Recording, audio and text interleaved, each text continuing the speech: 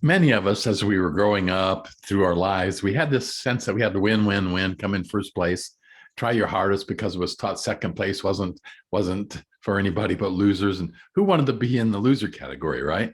Well, the fact of the matter is, in selling and in sales leadership and management, we lose more than we win, right? So you can be super successful at your organization if you're winning, say, 3 out of 10. That's a Major League Baseball player, right? An MVP, a 300 hitter. So the flip side means you're losing 7 out of 10 times. So I guess the thing I'd ask is what separates those who continually win and those that just kind of sulk in a corner because they've lost?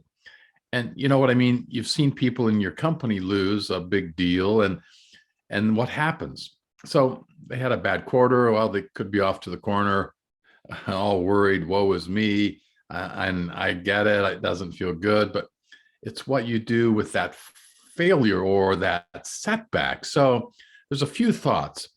If you're not failing once in a while, that means you're not stretching. If you're not stretching, that means you're in a comfort zone, right?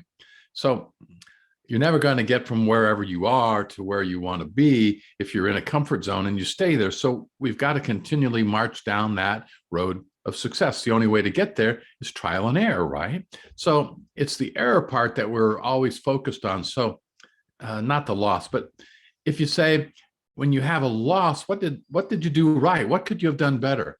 What am I not going to replicate next time? And see, that's what's called a lesson learned, right? So it's one thing to think it through, but here's a step to journal it when you do maybe have a loss or a setback. When you start to write down your lessons learned, you can go back and review those. It's almost like a playbook for yourself.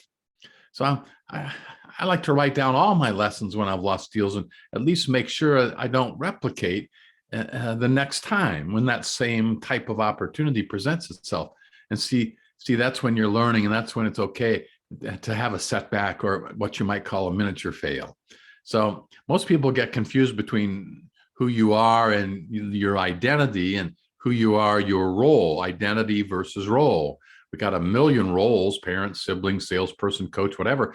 But you are you, your self-concept, your identity, that has to stay intact no matter the setback or the failure. So let's talk about how that has to do with failure, because if you fail, let's just say you lost a big deal. You failed as a salesperson, but not as a person, not as a grandfather, not as a volunteer, not as a parent, not as a volunteer or a neighbor or a friend, right?